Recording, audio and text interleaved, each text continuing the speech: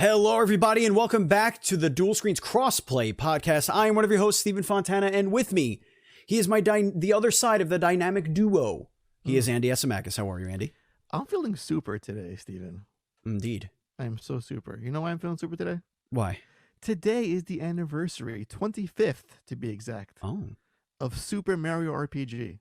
Yes, I did know this, actually, believe it or not. Can we get a part 2? No, we can't. Never going to happen. No, you cannot have it. That's ridiculous. I don't understand what your problem is and why you got to keep asking for things you know we can't have. Like Silent Hill. Just give up the dream. You know, I'm going to throw my PS5 at your crotch at some point. Give up the dream, Andy. Just give it up. It's not going to happen. It's not going to happen. Just give it up. I will launch you into the sun with a roundhouse kick because it's going to happen. You know what? The way this world is going, like, maybe that's worth it. Maybe just feeling that exuberance while I fly through the cold void of space would be worth it. Right. I don't know. I don't know. So worth it. So worth it. Ladies and gentlemen, this is the Crossplay Podcast. This is the internet's #1 gaming news podcast starring people you've never heard of. Probably. The show posts each and every Tuesday for your listening pleasure on your podcast service of choice and records live at 9 p.m. Eastern Time on twitch.tv/dual screen streams and later as a video on demand on youtube.com/dual screens TV. If you're watching on YouTube, please consider hitting the thumbs up, hitting the subscribe, and going back and listening to our other shows because we do lots of shows like, the Dual Screens Podcast, which is an interview show where we interview all sorts of indie devs, PR reps, actors, publishers, and this past episode was freaking awesome. We had Yacht Club Games on the show, Andy. Can you tell our listeners what that show was about? You know, that was a great show. We talked to Celia Schilling over at Yacht Club. I think she's the PR manager over there. We talked about Cyber Shadow. We talked about why Shovel Knight is such a whore in the gaming industry. We covered a lot of good things in that episode. And we figured out how far, I believe it was $4, can get us. That's all it takes. when it comes to Shovel Knight. So it takes. We figured out a lot of stuff. And folks, that's on the same channel, same feeds. You don't have to go anywhere else, at least not yet. And if you want to support us and get all sorts of crazy bonus content, I'm talking about just a litany of bonus content, including the Dual Screens Podcast Early, which we try and post on Monday for you for Friday's show. That's right. Dual Screens Podcast posts on Fridays, but on the previous Monday, you can get the show early. All you have to do is go to patreon.com/NDS podcast. That's right. Patreon.com/NDS podcast. Just like our 3 now Patreon producers. That's a lot. 3 Patreon producers. A lot of producers. FNH Paul, Colton the Apprentice Nestler, and Vegas Girl on Fire. Look our at friend us with Lisa. 3 amazing producers. Indeed. So Andy, much love. Yes, Steven. it is now time. It is time for everybody's favorite current t-shirt, which you could buy right now on dualscreens.com/store. The Adventures in Gaming. Andy, what you been playing? You know, it was going to happen eventually, Steven. And what's that? This segment, I always bring weird shit to talk about. Yes, you do. But sad to say, I played not only brand new, I played brand new normal shit this week. Wow. Okay. And that brand new normal shit was Bravely Default 2. Yes. Yes. I'm actually really intrigued by this, but like, I don't know if I could dive into like a part 2. Like, I feel like it would give my anxiety crazy. Like, I didn't play the first one. When you first played Kirby on the Game Boy, and then it grew up, had a full-fledged NES sequel in Kirby's Adventure. Sure. Yeah. This is that same feeling. You had Bravely Default on the 3DS many, many moons ago, and now it's like a fully realized proper sequel on the Switch. It is freaking gorgeous. There's a guy named Elvis. What more do you need to know? Yeah, man, I've been watching a lot of streamers play it, and like I'm kind of blown away. Like, it looks really, really good. It looks very deep. It looks no worse than, and I mean this in the best way, but it looks like it's on par. That's how I should say it. It looks like it's on par with like a Dragon Quest at this point. Like, it just looks like it belongs in the JRPG conversation. Just it is straight up. It is legit old school Final Fantasy in any way shape, or form. I was watching a cutscene and there was like this crystal, and I'm like, why did you just call this Final Fantasy? Just call it Final Fantasy. The whole thing is crystals.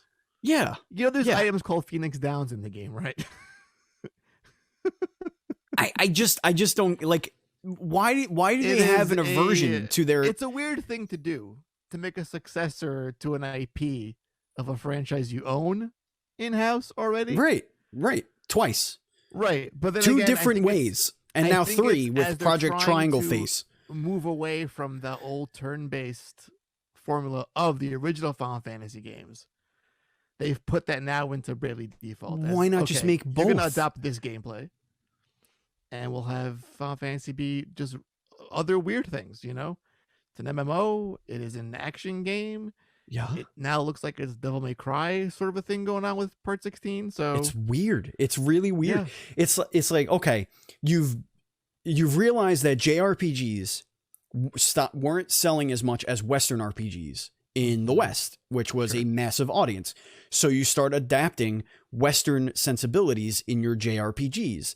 Now you're going full Western RPG, but now you're making JRPGs, which the West is craving because you gave up on JRPGs for the West. So now games like Persona are selling like hotcakes. But Persona always did well here. People love that gameplay. I know, but I'm just saying, like, just in general, it was like they were losing ground to, the Elder Scrolls and the Fallouts. Because they tried to be, I think they saw the winds were changing in this side of the hemisphere. Right. And it's like, how can we adopt these sensibilities and mechanics into our games? And it's like, but you've lost what made yours so good. Right. Like, we can have our Skyrims, but we want what you do really good, and that's a turn-based RPG. I think that's why FF7 worked so well, because it's both kind of combined, action plus sort of semi-turn-based, if you make it that way. But I digress. Default 2, amazing game. I'm like an hour or two deep. I love it already so much. Nice. It's really good. You got to get it. Yeah, I'm intrigued. I want to. There's a couple of games I have to cross off my list first. Like I'm still going through Days Gone. Right. The only downturn for me is the new cast. Again, I like them, but I was like 1,000 hours in the first game, dude. Like I love that cast so much. Like the characters or the performers? The characters from the first game. Okay. Like I love them to death, and they're not around, and it kind of hurts a little bit. Well, but they were bravely give default. A decent shot. I will. Right. I promise. Right. Okay. So what are you playing these days? So I'm still going through Days Gone, and I think I'm getting pretty close because I'm hitting some big heavy moments. So I'm assuming that this is going to be like the kind of rising action, as it were. Are Before you sensing like third act? I'm sensing approaching the third act. So there's something that happens. I'm not going to spoil it. I know the game is 2 years old, but like it's one of the PS Plus games now for PS5 owners, so I don't want to really spoil anything. But essentially, what happened is something changed everything. Like I did something that has changed everything as far as the dynamic between. It's like one of those moments where like the game would normally tell you, "Hey, if you do this, like." Oh yeah. Save now. Any side quest they're open, you're not going to auto fail if you go. It's not kind of like that. It's not like exactly like that, but I feel like in the storytelling of like what I've been playing, that's the part I've hit. So I'm like, oh, nothing is going to be the same now. Like, okay, cool. That's where I'm at. So I don't know if there's like a whole half of a game left. I have no idea because when I'm playing it, when I'm playing Days Gone, I feel like time just flies. Mostly because I'm not really concerning myself with the randomized side quests that you get when you're just driving your bike. Like little question marks will pop up, they'll go away, they'll pop up, they'll go away, but there's no like true click this side quest, go to it and do it. It's just one after the other. So like time just flies. I'm going over there. I'm shooting Zambi or whatever freakers and Zambies, killing the bad guys. It's been fun, man. I'm really enjoying it. I played a little bit more. Does it feel like the game is putting you into a funnel? Like you're going in a more narrower path towards what could be the ending of the game, or does it still feel like it's still open? It's always been funneling. It's always been a very linear experience in an open world where you can go and mess around. Like you could do whatever you really want, but there's no real spots where it'll be like, do this quest. It's like, oh shit, I came across a nest and you could clear the nest. Like that's like the side quest. Or you come across a horde and you could kill the horde, whatever. I know the game is old, but like I'm kind of rediscovering like what I actually liked about it and what I actually like about open world games that have a focus on linearity, because it keeps you it keeps me focused. It keeps me moving. And then I could decide that I'm going to go and do some side stuff, as opposed to it being flashed in my face over and over again. And like, before you know it, you did like 12 hours of just side shit. And now like, what even was the main quest? Like, I don't even know. Yeah, exactly. Exactly. It's like when Oblivion first came out, Elder Scrolls Oblivion. One of the things I always felt was kind of shitty about that game, and I love the game, was when you first start the Oblivion gates or whatever start opening all over, and it's like, we have to close the Oblivion gates. It has to be done. But also just go explore and have fun and just play this game for like 1,000 days. 1,000 days, just play and do nothing. 1,000 days, please. And I'm like, but wasn't there urgency? Oh yes, we have to close them, but also just go explore and find a cave and level up your magic. I'm like, but which one is it? Wolf pelts for me before you go in. Right, exactly. So it was like, in Days Gone, it's more focused on, this shit is going on. Do the stuff to advance the story. It staggers these 5 threads. So you're playing with like 5 distinct storylines that are all kind of weaving in and out of each other. But you're not doing them all in a linear, like, you're not doing all of quest line 1. You're doing 1 and then 3 and then 4 and then 2 and then back to 1. And then it's like, but they're all kind of coming together, and it's really nice. I really think they needed like 6 more months to work out the bugs in that game so they could release, complete and working and all that stuff. I do want to say one thing about Days Gone before you move on to if there's another game you want to talk about.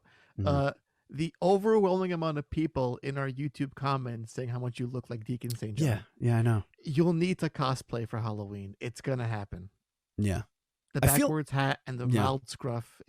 I'll get one of those. There. The mongrel biker jacket, denim biker jacket. Just get a few tats. I think you'll complete the look, and you'll be good to go. And we'll get you a semi-automatic rifle at some point. I mean, it's America. It's not hard to find one of those. You know exactly. I was going besides killing zombies, what else are you doing? I played a little bit more of Rage 2. I don't hate it. I still don't understand why people hate that game. Hate it. I don't. That's what it is. Like, I just don't hate it. But you're still in it. What's keeping you from giving up is what I want to ask you. It's mindless fun. Got it. It's honestly, it's like not challenging, mindless, stupid fun. You turn off the brain like you do in Borderlands. Or like a Doom. Because Doom has like challenging arenas. Like, here's the really tough part that you're gonna have to like, do parkour and like figure out and juggle your weapons and like all that and manage your rage. This massive chasm, right? But like, and you're like, dang, I failed. But no, the rage is just like,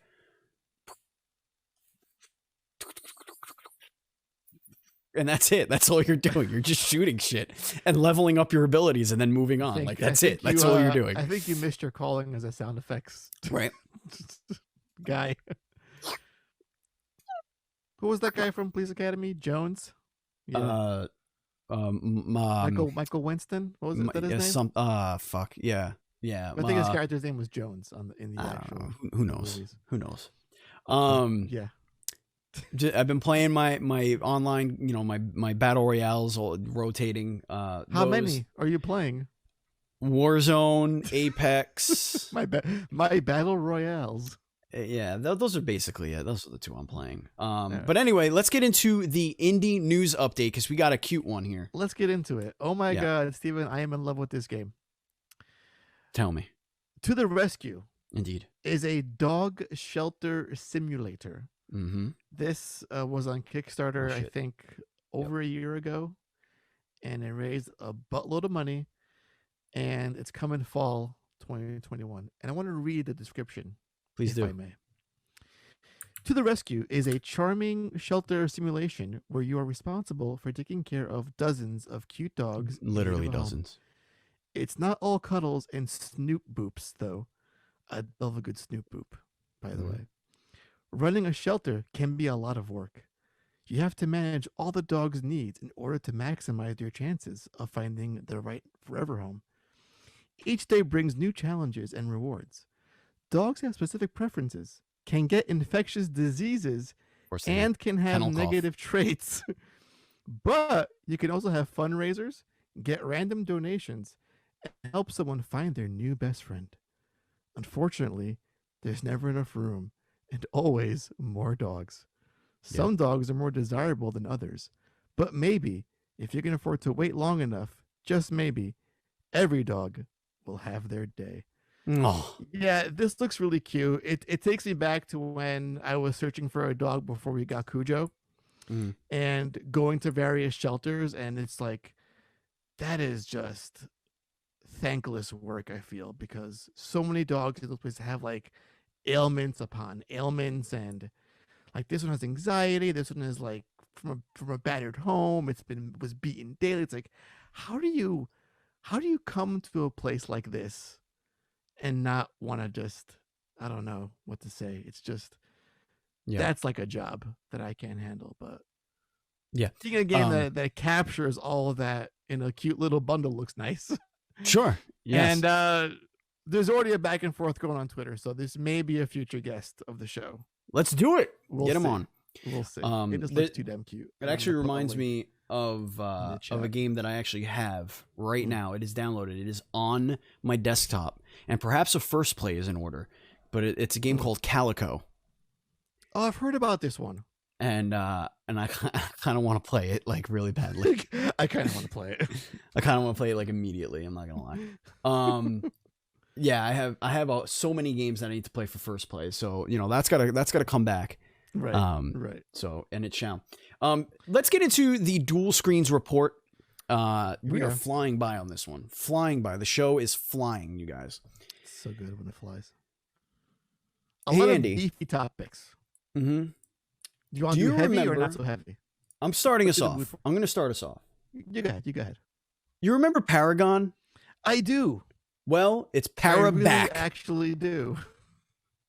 Paragon is now Para back, ladies and gentlemen. That's right. God, you are a wordsmith. Right. My friend. Omeda raises $2.2 million to relaunch Epic's Dead Paragon as predecessor, which is a weird name, but predecessor. Okay. Anyway, let's read it. This is coming from VentureBeat. Omeda Studios has raised $2.2 million to create a cross-platform third-person multiplayer online battle arena, also known as MOBA, game called Predecessor. The game is based on the assets of Epic Games' Paragon MOBA title. Paragon was Epic's attempt to join the MOBA market that Riot Games' League of Legends helped create, but it never succeeded in pulling players from that game, and the enormous success of Epic's Fortnite Battle Royale mode overshadowed Paragon as well. Epic canceled it in January 2018. Oh my God, it was that long ago? Yeah. Oh, boy. Wow. One of the people who was devastated by Paragon's cancellation was streamer Robbie Singh, an influencer who had a following of 50,000 people who watched the streams about Paragon. After the Epic shut the game, it decided to make the assets of Paragon available to other developers in July of 2018. That I did not know. Yeah, me either. This is very much news to me. Yes. So apparently it was being bombarded, real upset, blah, blah, blah. So they rallied the community, picked up where the game where Epic left off, and Singh started the company that is going to be making this game in January 2020. And that's incredible. This is just a wilder story. Could you imagine, like, you're a streamer and it's like, come on, guys, we'll make it ourselves.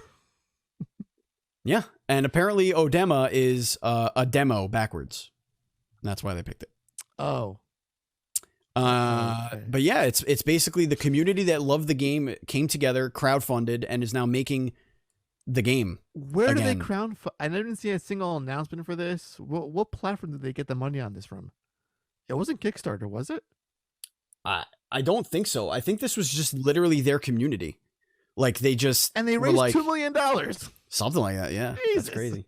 That's crazy. I mean, it's all right. Listen, people who are crazy about a game, like, just pick some games out of the air. Silent Hill, Dark Cloud, just these random games that some people, you may know them, some are passionate about. Maybe there's like 50,000, 100,000, maybe 200,000 people that are nuts about that, right? They will pay $2 million. Steven, I'm going to need you to get 50,000 Twitch followers and play Dark Cloud until a third gets made by your supporters. Andy, I have a question for you. Yes, go ahead. If a Kickstarter started for a Silent Hill game, literally a Silent Hill video game, it was like, we're crowdfunding. Here we go. Silent Hill. Most of the original creators are here. Yada yada. Silent Hill game in the Silent Hill universe. How high would you go in the tier to back that game? I'm guessing one's gonna involve like flying to Japan to like meet the creators for like a dinner at like the 10K mark. I will probably go for that one. You're gonna go 10K. Yeah, that's dope. I will do that. That's Listen, wonderful. We're living in the post Mario number 9 world, Steven. So I think that's the ultimate cautionary tale for a creator coming back and making a successor. And it flopped. But then we also have our Bloodstain, which was a miracle to the masses. I can't believe that even came out. So yes, I think I could go as high as 10K is my ceiling on that. All right. Okay. I think I'd take you with me to Japan. I would go to Japan. I mean, if it's a spooky dinner, I probably would not go. Oh, for sure. I'd be very upset about that. It must be a themed menu. Right. It would be. Spooky cocktail. Here's your pyramid head tiramisu. That's how you do it, yeah. They call it a pyramid sue. Steven. Tiramisu. Nice. Tiramisu. Nice. Good job. All right, Andy, take us to the next story, you dumb idiot. Speaking about pipe dreams and things that we might never see but really want to see. Who knows? A new Chocobo Racing trademark has been filed by Squeenix. That has me wondering, good God, don't make me want things because it's not going to happen. So Chocobo Racing, there's a new trademark simply known as Chocobo GP, or we're all assuming it's Chocobo Grand Prix at this point. Yeah. Could it be a revival? Sure. I mean, we've had Crash Team Racing. Mario Kart 8 is still selling like a bajillion copies a week at the same high price it's always been sold at. So sure, it's a good time to dive into this. It's going to be a mobile game. I can almost guarantee it if it's anything. It's anything. A mobile game with, for some reason, a slot machine mechanic in there. Right. But again, why don't they make the Golden Saucer its own little app? That'd be cool. That's just a casino like in your like phone. a gambling gotcha app. I'd be down with that. Oh yeah, just watch your savings go away for real money. A nickel at a time. time. No, but it's like you'll get the packs. $10 is 100 gil. Right. Or 1,000 gil to make it more enticing. Yeah, 1,000 gil. But because you're a new player, you get 1,120 gil. 1,000. Yeah. Now, did you the play same price? The original Chocobo Racing on PS1 back in the day? No, come on. That's such a best game, dude. It's Mario Kart with like Final Fantasy shit. That's great. That's wonderful. That's all. No, thank you. Why no thank you? It's so good. Because it's a Chocobo on skates. Because back then, casting fucking fire at people. Going through the hills. The way we got video games was somebody either dropped off a plastic bag full of video games that you didn't have any choice in, or you got one or two as a gift. Brown paper bag. Thank you very much. Exactly. Like a drug deal. I was not buying video games in 1997, 98. The only game I actually bought myself, I think at that time, might have been Pokemon. Mm-hmm. And man, was that disappointing because it cost way more money than I had. So that sucked, but it was for my birthday. So whatever. It happens. Whatever, man. Listen, I would say I'm all for it. Just don't make it a freaking mobile game. Yeah. It would do well on Switch. Just saying Nintendo. Just saying Square Enix. It would. And who knows? Maybe we're gonna have those beautiful chocobo feathers in 4K soon, Andy. Oh yes. Oh, that is a segue. Like a segue alert. That was a segue. When it goes well, when it goes like really, really well.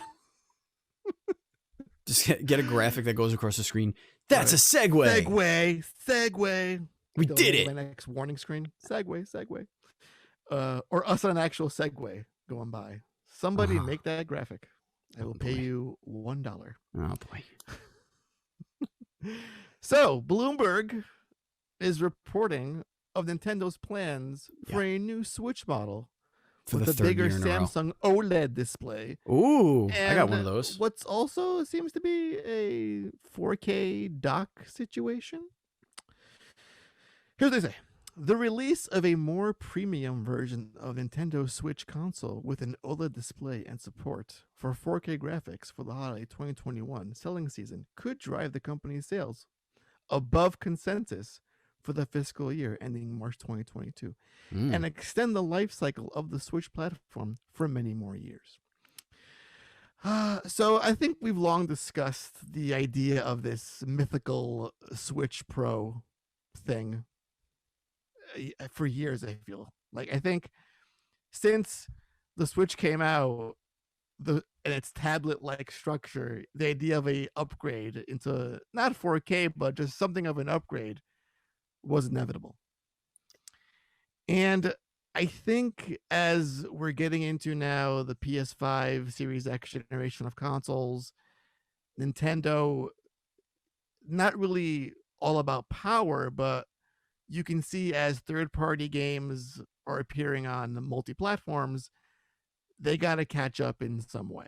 They should. They need to at least be in the conversation, right? Because those games, the Switch, to get the full Switch experience, it's not cheap anymore when you compare it to spending $100 more and getting a PS5, or spending the same amount and getting a Series S. Like right now, the trade-off when you're choosing Nintendo over the other things is too big, and Nintendo isn't cheap enough now to be the end also that they were with, the Wii or the Wii U or their 3DS lines or the DS line. They were always those guys could have that, but then you could also have us. But now they're kind of on par with that, with as far as money goes. So like, I think just being able to have, Apex coming out, actually, I think it might be out now, or very soon. It was either yesterday, maybe, I don't know. But Apex now on there, you got your Fortnite on there. You're going to start to see these games start to, roll out. But those are technically last gen games. What's going to happen when these next gen games? What's going to happen when, the Outriders of the world continue to come out, and these next gen titles, the next Dragon Age, the next whatever, like all those games are going to start coming out, and can Nintendo continue to thrive being the end also but not being cheap enough to be the end also? That's the key. We know they don't rely on third-party software to push their systems. I mean, they don't. Pokemon sells the system, Animal Crossing sells it, but you can see even with their first-party stuff, like look at Xenoblade, dude. That struggles a little bit on the Switch hardware. Even Breath of the Wild. Breath of the Wild struggled a little bit, in handheld mode to get even a 30 FPS for most of the time. So like this is, I think, more out of necessity than, hey, we're okay. We can just skate by with our Switch and we'll make our money. Right. But I think you make the good point, as if they want to stay, I don't want to, because they'll always be relevant. It's not. Yeah, it's not relevant. That's not an issue with them. They want to be the zeitgeist. Right. They should at least want to be in the conversation when these games that have been setting the world on fire, Among Us, Phasmophobia, whatever the next fad is going to be, it coming to, or the next AAA thing to hit, it coming to Switch also would be a boon for them to be able to be in that conversation, because up until now it's always been get all your great Nintendo games, yay, and also get this really horrible mobile port of Call of Duty. Like Right. you don't have to do that anymore. Like the Switch is a nice capable piece of hardware, and if you could boost that by even 50%, you can get on par with a 900p console like the or even maybe even a 1440 like the Series S. The Series S is going to be pushing 1440 120 frames. Nintendo doesn't have to do that. They could do 1440 at 30 frames and it would still be a step above what they're doing now on the TV. For you who plays almost entirely in handheld mode, having a better screen, better resolution is better battery life to you. Yeah. Like you need that update on your Switch. But if you go back to Nintendo Dual Screens, like episode 1, I had been saying that this is a great business model for them to continuously update their tablets like every 4 years. Because they could just, boom, new tablet, phase out the old ones. Phase out the old ones, get the new one in. It doesn't have to be a 4K beast machine. It could just be, now you used to have to play in 693p. Now you could play in fucking 1080 on your handheld. Like, great, we did it, Do you think now potential issues I see with this, because we've had a similar thing with the 3DS and the new 3DS where games could not be played on the older model. Mm-hmm. Could that happen here? Yes. If there's a better, stronger, faster, more capable Switch, it's like, here's the new Zelda, here's Breath of the Wild 2, but it's only playable on the new Switch, not your old Switch. I think anything that we know of now, no, it's not. That's not going to happen. Sure. And Nintendo has a history of putting things on both things, right? But we're not talking about the Switch 2. We're not talking about the next console for them. It's the new Switch. Right. But there's no reason not to ever make a Switch again. There's no reason for them to try anything else, because this is perfect. Like, if you think about what gaming is and what Nintendo is, like, it's perfect. It's the perfect thing for them. It's the perfect blend of portability and home console. It's perfect. So when you look at it from that lens, they could say, hey, studios, if you have a game coming out in 2021, it's going to be on both. Anything in 2022 that is unannounced, as long as it hasn't been announced while we still had this base Switch out there, if it's an unannounced title, it is going to be only for the next model. And then you do exactly what Apple does with the iPad. Sorry, it's the iPad fucking 2018. It can't run 2015 the games. OS doesn't work now. And we're not doing it every year. We're not doing it every year. It's not an every year thing. You have 4 years to enjoy your device. 4 or 5, maybe 5 years. Technically, it would be 5 years, because games that would be announced this year, if they did it, and to come out next year, it would be the 5th year mark. And that's fine. You could totally get away with that. I think that's fair. I think 4 to 5 years for something like the Switch, because it's going to suffer. It's going to struggle. It's going to start becoming the thing that collects its age dust. already, dude. Exactly. Yes. It's already evident. Yes. It showed its age when it came out. The day it was first launched. Because, you looked at it and you were like, wait, it doesn't do what? Like what? It doesn't.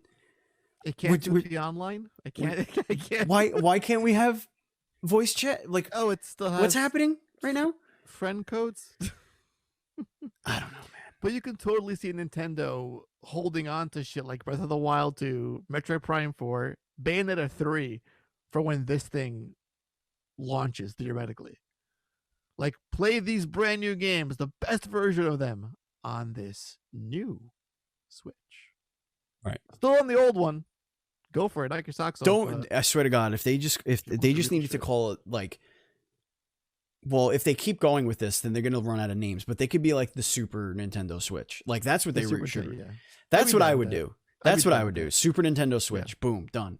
I think that's fully backwards compatible. All that fun stuff. It'll boost up your performance by 30%. Right. And then you should also launch GameCube games on the Switch Online. Come on, service. Don't be ridiculous. It's never gonna fucking happen. I just have to say it out loud. Ridiculous. Just so it's out there in the ether, Steven. maybe someone will hear it. Maybe Iwata's ghost will whisper it into someone's ear at Nintendo. You never know. You never know, is right.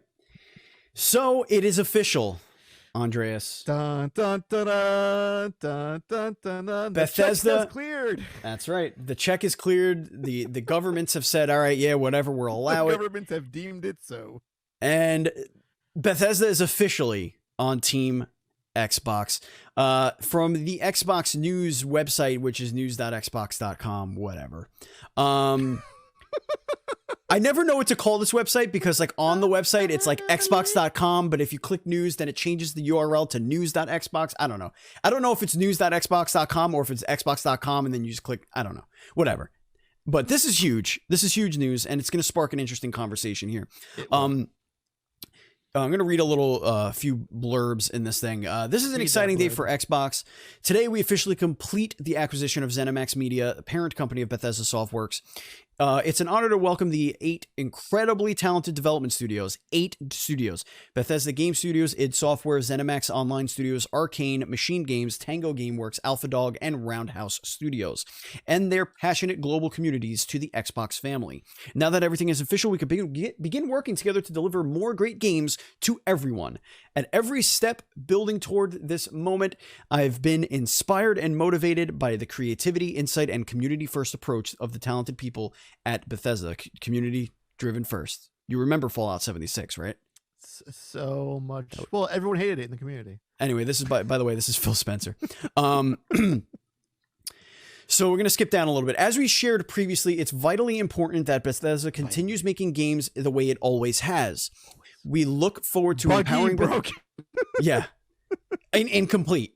We look forward to empowering Bethesda's creative teams to reach even more players around the world, helping make future Bethesda titles the biggest and most popular games in their history. Xbox and Bethesda have long shared a common vision for the future of gaming, both as fans and as creators. Bethesda understands the potential of Xbox Game Pass. We would also like to honor the life and memory of my close friend Robert A. Altman, founder of ZeniMax Media. Robert believed deeply in the power of gaming, and we were privileged to be able to continue his work by joining forces with the teams he built and led for many years. So he does promise that there are more details to come. This sparked an interesting little debate as far as, what's their messaging going to be going forward with where games are going to go, because they had mentioned that the games that are already in development that are under contract as exclusive to other places are going to stay that way, and games in the future could be exclusive or multi-platform. And it's an interesting thing to think about, because now that the reality is here and we're seeing things like Deathloop being featured in a PlayStation State of Play, and not shut up about that game. I feel it's just everywhere. They're just like, Deathloop, here it is again. Everything. The more I see it, the less I care about it, to be honest with you. But something about it is just off-putting to me.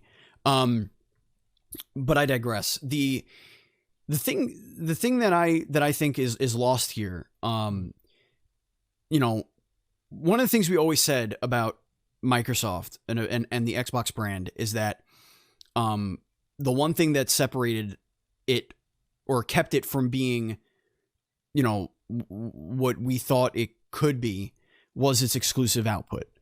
Was the fact that they had no flagship outside of a Halo and a Forza. Yeah, the pedigree whatever. Wasn't really there for them. They didn't have that history. This sort of reminds me of, now bear with me, here's a sports reference. This reminds me of the Steinbrenner era. Oh, Yankees. I know that name.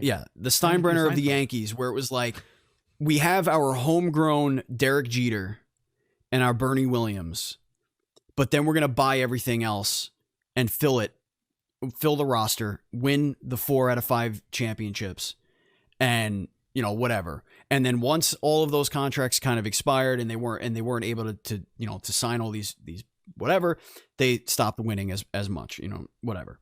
They stopped being the juggernaut. So like when you look at it from that lens, it's like, well, Microsoft have failed for so long. Now they're buying the talent. They're bringing these IP in. However, they bought they bought it for like $7 billion. Mm-hmm. So I think they would be a little bit more apprehensive about the games that are, the games that we know as multi-platform not continuing to be multi-platform, just because they're going to make more money. They just are, because if everything goes on Game Pass and you don't need to buy an Xbox to play a Game Pass game, then you're just giving them a couple bucks a month and you could play whatever game. So I don't think that's monetarily the way you're going to make up $7 billion. I think getting their, money from other consoles would more than make up that difference. However, establishing new IP like a Starfield, like if that was an Xbox exclusive, that's fucking fantastic for them. Like awesome. Outer Worlds 2, Xbox exclusive, fantastic. And I know that's a different acquisition, but I think that's great too, because it's not a wholly established IP yet, and you can sort of look at Xbox as like that's the home of the Outer Worlds now. I think that's great too. That's what's exciting to me. It's exciting that they have 8 studios, 3 of which are probably like home run studios, like the ones that really put things out that just get gobbled up by the masses. And then 2 kind of mid-tier, like every once in a while they'll come out with something. And then the other ones I honestly don't know the pedigree of. I'm sure they're more like support studios maybe, or like they could do some smaller titles, whatever. But that's what's exciting to me for them to say, hey, there's 8 of you, 2 of you focus on the multi-platform stuff, keep chugging those IP out, every 5-6 years, whatever. Great. But the rest of you are going to focus on Xbox titles. These are now the new Gears of War. It's the new Halo. It's the new Fable. And we have the pedigree because we know how to do it. And that's what's super exciting to me, because that is going to raise the bar of quality of what you think of when you think of, I'm going to buy an Xbox. You're not buying an Xbox for Halo, Call of Duty, Madden, and Forza anymore. Now you're buying it for 6, 7, 8, 9, 10 new IPs. Like when you think of PlayStation, you think I'm buying this for Horizon, Spider-Man, God of War, Uncharted, The Last of Us, etc. That's what's exciting to me. What about you? Yeah, I mean, to me, this always felt like at this point you can no longer ignore a Game Pass subscription.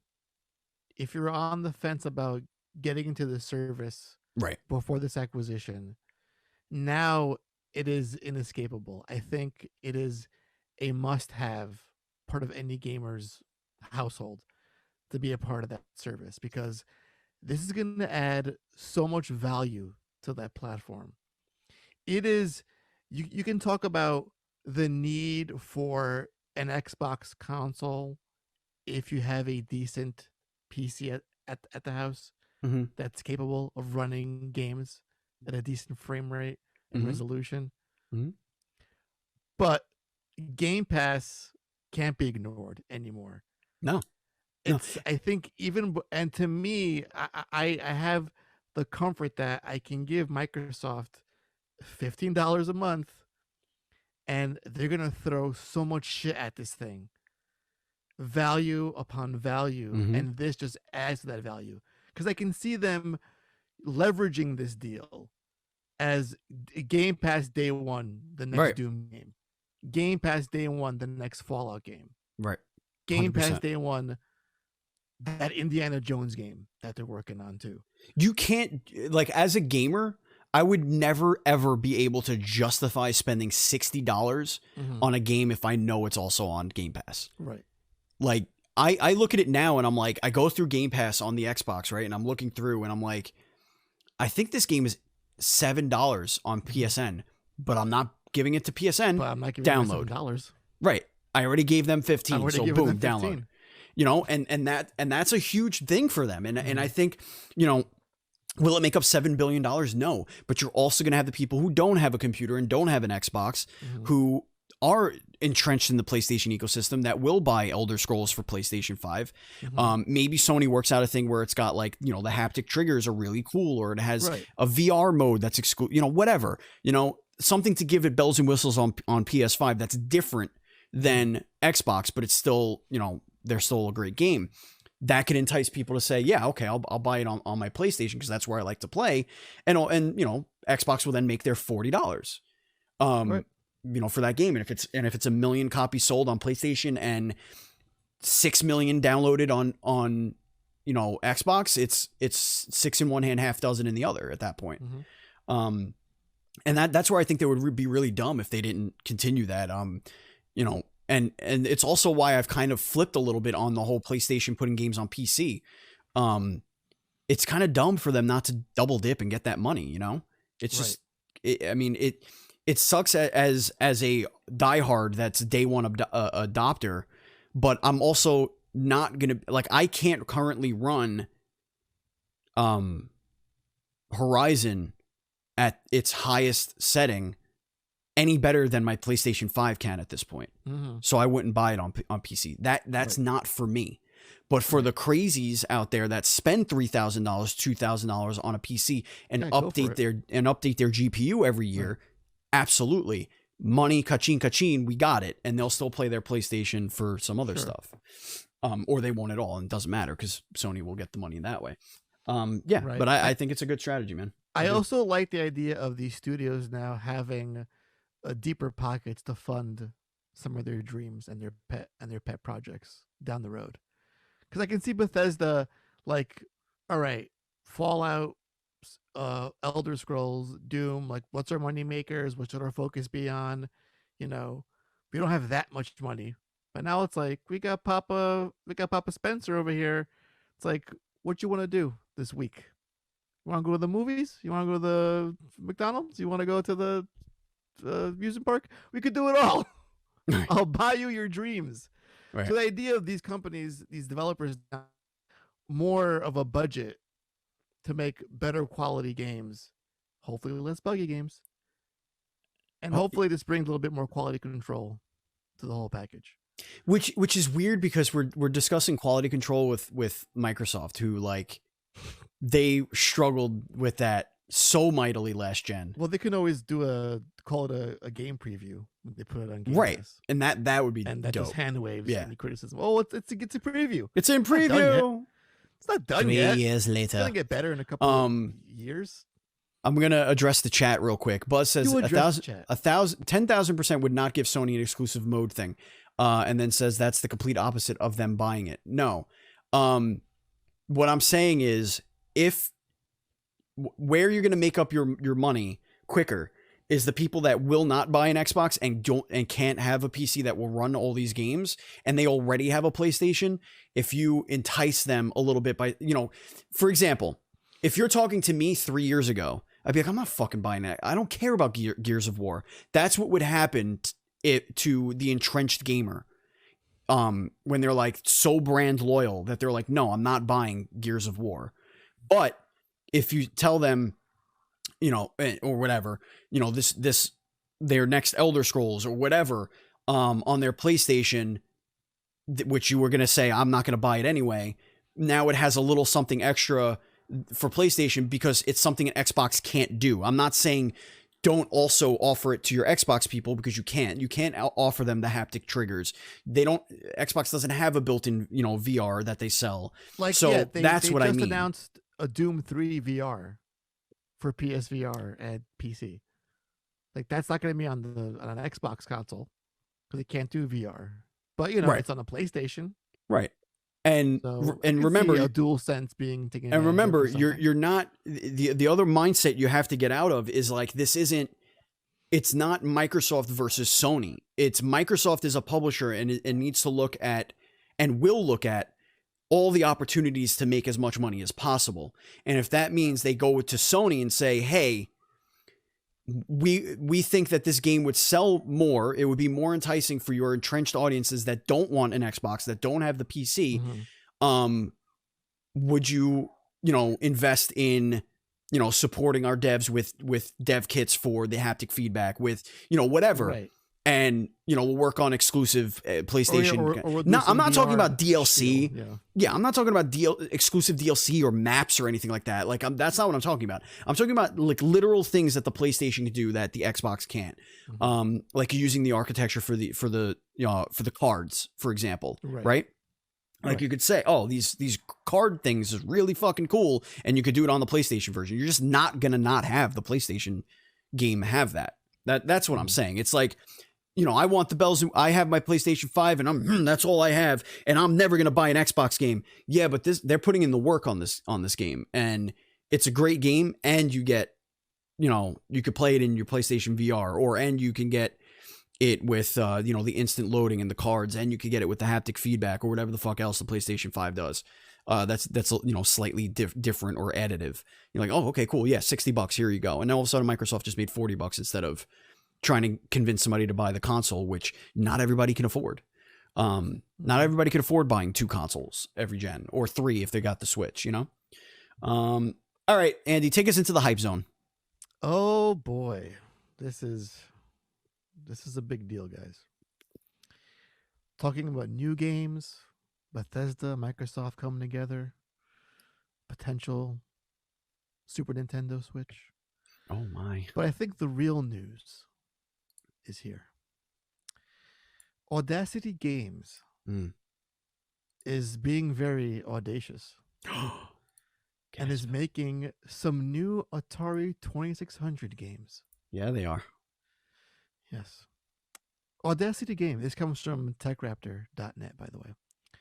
Audacity Games is a newly announced game developer with a bold vision. It's going to be making brand new Atari 2600 games. Awesome. And yes, there'll be actual cartridges produced. Steven, I think we should take a step back and rethink our desire for a 4K Switch, things that are forward thinking. I think the answer lies in the past. I want something that barely has 8 bits to its name. I want old school Pitfall and old school Donkey Kong. I want all that stuff. Andy. Yes, Steven. You see that green rectangle next to me? I do see that green rectangle. Where Taylor's face used to be. Yes. I want graphics that look like that. I think Taylor is actually taking the place for this news bit this week. He is. He is the future. He is the future. Past.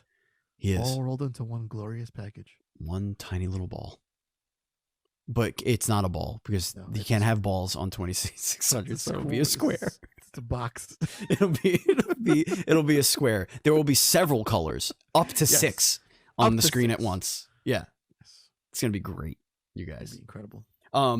Real talk though, this is something like Megacat has been doing with NES cartridges and like Genesis and Super Nintendo. It's like, yeah, okay, cool. And I guarantee you they're getting these cartridges from the fucking landfill of ET games. Oh yeah, they're taking them, wiping them clean. Just wiping them clean. Yeah, just like they're like, with a brand new sticker on those bad boys. Yeah, let's get a new sticker. Anybody got any Goo Gone?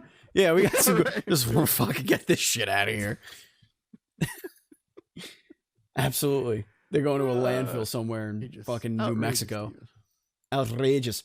All right, ladies and gentlemen, it's time to get into the Facebook question of the week and kick it to our chat. So chat, if you have any questions, now will be the time to queue them up. Please write question and then your question. So the question of the week was, it's Women's Day, which is when this was posted. What is the best game starring a woman as the playable character? Wow, that is a surprisingly hard question to answer. Mm-hmm. There's just so many that come to mind. Buzz Killington put the most pixelated GIF I think I've ever seen in my life, which I think is Lara Croft. How big are the tatas? They're cut off, but they're just as pixelated as you remember. Then we have the woman. I'm sorry, but the character I do not know from, I'm assuming is Gears 5, because I know that was a woman, the main character in that. So you could correct me. I did not play Gears 5. I'm still in the middle of Gears 1, which I want to do. No, it's not a new computer, Buzz. Buzz is talking to us in the chat. No, that is the shittiest GIF I've ever seen in my life, Buzz Killington. Do a different one. My answer was Princess Peach from Super Mario Brothers 2. Oh. There you I go. love that game. That game is fantastic. And remember, this is about the game, not necessarily the character, but like No, the game has to be good too. the character making the game, makes the game good. I have no idea what Thorn's picture is. It says Dragon Force, and then there's a lot of big words here in a fancy font, and I didn't even know that was a woman because it's like a dark knight with a giant sword. Tristan Empire Emperor Junon. I don't know what that is. He's gone down the depths of school. nerd. He went like fucking Sega Saturn days, dude. Yeah, he scares me a He's little down bit. back- I'm not he gonna knows. lie, and I miss him. He knows top And I quality miss shit. him. Perger Taylor over here, the green rectangle, The green block. says control. Oh. He loves Jessie. Jessie is an awesome character. She feels like a badass from the moment you get the director's weapon. It's a good choice. Mr. Nuff says Celeste. Okay. Celeste is and now it's not a game I would ever try because I suck at those games, but I know the impact that it has had both on the indie game community, the mainstream game community, the mental health community. I would say that is a strong consideration for a fantastic game starring a female protagonist. Mr. Nuff also says Alien Isolation Yes. Ripley. for Good bringing choice. the daughter of one of the most badass female characters of all time to players everywhere. Farmer Pete says, got to go with The Last of Us for Ellie. We love Ellie. That's a good choice. Another Pete says has Pete Samus. action. Double Pete action. Samus. And it looks like it might be from Super Metroid. This Okay. GIF specifically. Okay. I could be wrong. Connor says Jade from Beyond Good and Evil. Oh, that is a great pick. She's a Great great game. character too. Where is Great that character. sequel, by the way? Now that you bring it up. Shut your mouth, because Microsoft's probably buying them as we speak. they're buying Ubisoft? Yes, they're getting Ubisoft. Getting ready. I would not be shocked. I would not. Either THQ Nordic or Microsoft is going to buy Ubisoft. That's what's going to happen. Oh, Lord. Catty Aversa Fontana, not related. Aloy says not the best, but my favorite. It's a Aloy, good pick. of course, Strong from pick. Horizon. Strong pick. And Joe, friend of the show, just took this opportunity to just scream wet in the chat again because we know anytime he could fit wet in there for anything. Wet's a good game, though. I'm not gonna lie. Let's see. What would my pick be?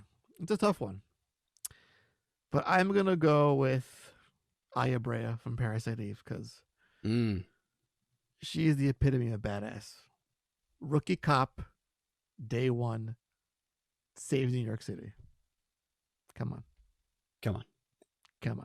Daniel says Dino Crisis. Ooh, Regina. That's a good pick, too. That's a really good pick. Miss Envy has Kina, and she says early prediction that I will love her and this game. You know what? I agree. I'll allow it. And my favorite answer, Anthony Paul, also a friend of the show, Miss Pac-Man, and it's not even close. Yeah. It's a great game. You know, there's a great dorkly bit on Miss Pac-Man where she's being chased by all the ghosts. Mhm. And she's like, oh, boys, you're so fresh. And she goes home, goes behind the screen, removes her little bow, and takes her mole off. And it's just Pac-Man in the mirror. And he goes, what are you doing, Pac-Man? All right. Let's see what we got in the chat. Question, I love you, not a question, just a statement. There was a question mark there, so I'll accept it. Question from Miss Envy.